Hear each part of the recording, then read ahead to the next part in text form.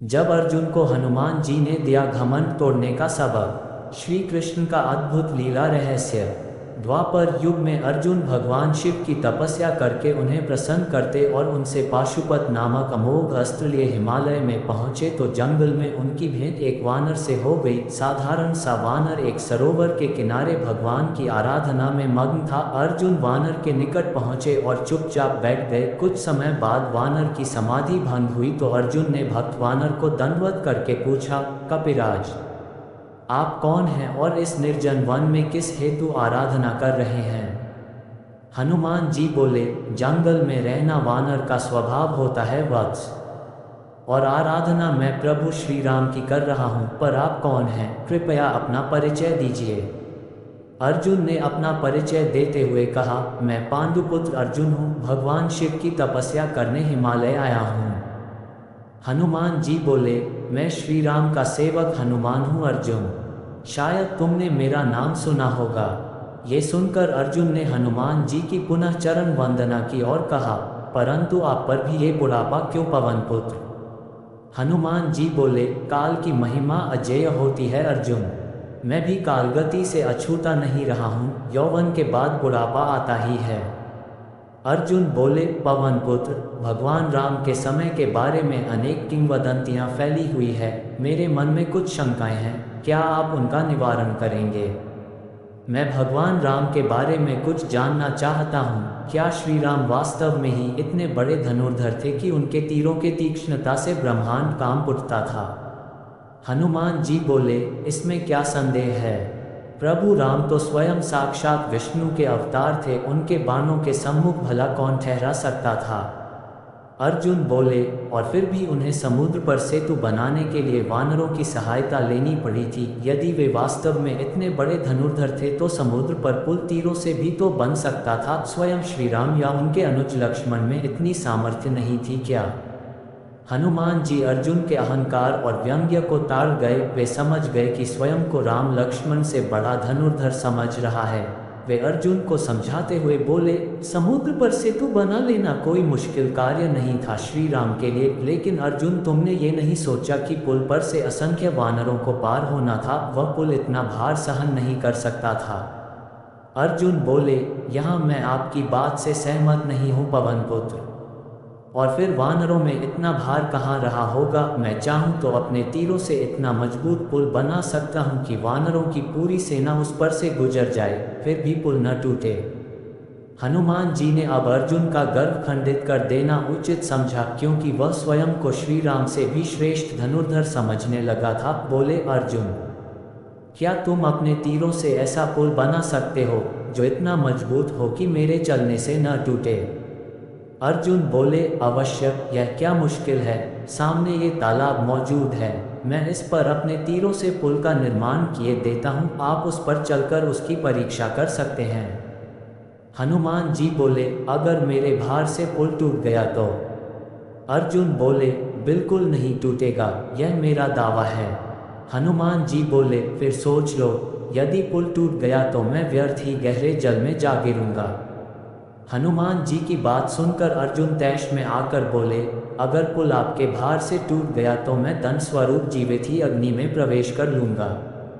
हनुमान जी बोले, तो फिर मेरा भी दावा है कि यदि तुम्हारे बाणों से निर्मित पुल मेरे भार से न टूटे तो मैं आजीवन तुम्हारे रथ की ध्वजा के समीप बैठा रहूँगा और हर संभव सहायता करता रहूँगा। अर्जुन तो वास्तव में एक धुरंधर धनुर्धर था। अपने धनुष से बाण छोड़ने लगा। देखते ही देखते तीरों से तालाब पर एक पुल का निर्माण कर दिया। जैसे ही पुल तैयार हुआ वैसे ही हनुमान जी पुल की तरफ बढ़े। जैसे ही उन्होंने अपना पैर पुल पर रखा कि जीरों से बना पुल भरभरा कर तालाब में जा गिरा। हनुमान जी ने तुरंत बड़ा पैर पीछे खींच लिया।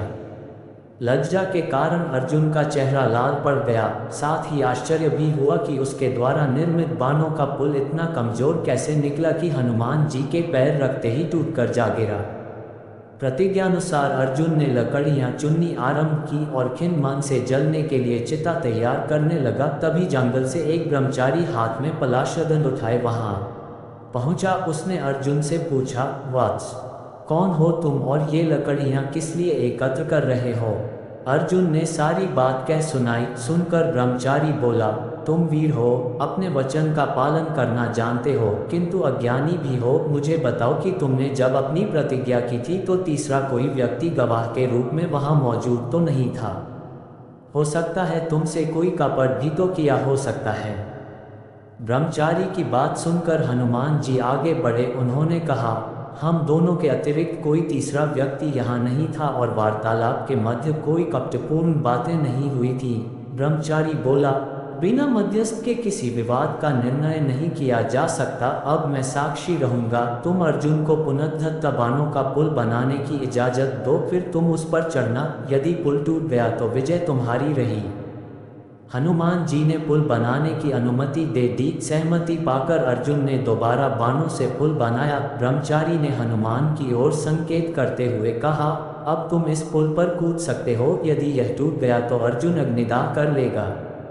हनुमान जी ने पुनः अपना पैर धीरे से पुल पर रखा, लेकिन पुल पर कोई प्रभाव नहीं पड़ा। फिर वे पुल पर चढ़ गए, लेकिन पुल पर कोई प्रभाव न पड़ा। फिर वे तेजी से पुल पर आगे बढ़ गए, किंतु पुल उसी भांति स्थिर रहा। ये देख हनुमान जी को आश्चर्य हुआ। वे सोचने लगे, आश्चर्य है, मेरे इतना जोर लगाने पर भी इस बार पुल पर रंच मात्र भी असर नहीं पड़ा। इसमें अवश्य कोई रहस्य है। ये सोचकर जैसे ही हनुमान जी ने पुल के नीचे झांका तो उन्हें एक विशाल कछुआ पुल को अपनी पीठ पर टिकाए दिखाई दे गया। हनुमान जी की समझ में तुरंत आ गया कि स्वयं भगवान विष्णु ब्रह्मचारी के रूप में उसके सामने मौजूद हैं। उन्होंने चौंक कर ब्रह्मचारी के चेहरे को देखा तो उस रूप में भी वे श्री राम को तुरंत पहचान गए और दौड़कर उनके चरणों में गिर पड़े। ब्रह्मचारी ने अपना वेश परिवर्तित कर लिया। अब वे श्री कृष्ण के रूप में हनुमान जी के सामने मौजूद थे। फर्क ये था कि अब उनके हाथों में बजाय धनुष बाण के बांस की बनी बांसुरी थी और सिर पर मोरे के पंखों से बना मुकुट था। कृष्ण ने हनुमान जी को उठाकर छाती से लगा लिया। अर्जुन, जो स्वयं भी हक्का बक्का सा खड़ा, कृष्ण को पहचान कर उनके चरणों में गिर गया। कृष्ण ने अर्जुन को उठाया और बोले, उठो अर्जुन, विद्या पर गर्व करना अनुचित है। तुम्हें अपने शर संधान का घमंड हो गया था। अच्छा हुआ हनुमान जी ने तुम्हारा गर्व खंडित कर दिया। अर्जुन ने हनुमान जी से क्षमा याचना करते हुए कहा, क्षमा करना पवन पुत्र, मुझे अपनी भूल पर बहुत पछतावा हो रहा है। मैं वायदा करता हूँ अब भविष्य में भूलकर भी घमंड नहीं करूँगा। कृष्ण बोले, अर्जुन को अपने किए पर पश्चाताप हो रहा है। पवन पुत्र, इसे क्षमा करना। हनुमान जी बोले, क्षमा का प्रश्न ही नहीं उठता प्रभु। जिसके रक्षक स्वयं आप सखा के रूप में मौजूद हों, उसे गर्व करना उचित ही है। भूल मेरी ही है प्रभु। कृष्ण बोले, भूल तुम दोनों में किसी की भी नहीं है। आदमी के अंदर बैठा अहंकार ही उससे उल्टे काम कराता है। इसलिए अहंकार को त्याग देना ही मनुष्य का सबसे श्रेष्ठ कार्य है। अर्जुन बोला, मैं वादा करता हूँ कि अब अहंकार मेरे मन में पनपेगा ही नहीं। हनुमान जी बोले, मेरा गर्व तो प्रभु के आते ही खंडित हो गया। प्रभु के सामने साधारण व्यक्ति का गर्व कैसा? ये सुनकर कृष्ण बोले, चलो अच्छा ही हुआ, तुम दोनों को अपनी अपनी भूल का ज्ञान हो गया। लेकिन अब तुम्हें अपनी प्रतिज्ञा पूरी करनी पड़ेगी पवन पुत्र। हनुमान जी ने आश्चर्य से कहा, कौन सी प्रतिज्ञा प्रभु? कृष्ण बोले, तुम बड़ी जल्दी भूल गए पवन पुत्र। याद है तुमने अर्जुन के सामने प्रतिज्ञा की थी कि यदि पुल न टूट सका तो तुम उसके रथ की ध्वजा पर बैठ जाओगे और उसकी हर संभव सहायता करोगे। अच्छी तरह याद है प्रभु। कृष्ण बोले, तो सुनो, निकट भविष्य में ही भारतवर्ष में एक घनघोर युद्ध होगा। ये युद्ध सत्य और असत्य के बीच होगा। इसमें महाविनाश होगा, असंख्य सैनिक मारे जाएंगे। अंत में सत्य की असत्य पर विजय होगी। इस युद्ध में सहायता के रूप में तुम अर्जुन के रथ की पताका पर बैठकर युद्ध का निरीक्षण करोगे और बगैर युद्ध किए अर्जुन की हर संभव सहायता करोगे, जिससे कि सत्य की असत्य पर विजय हो सके। और वैसा ही हुआ। महाभारत युद्ध में हनुमान जी अंत समय तक अर्जुन के रथ की पताका पर विराजमान रहकर उसकी सहायता करते रहे। जय श्री कृष्ण। अगर आपको हमारी कहानियाँ पसंद आती हैं तो वीडियो को लाइक, चैनल को सब्सक्राइब जरूर करें। सुनने के लिए धन्यवाद।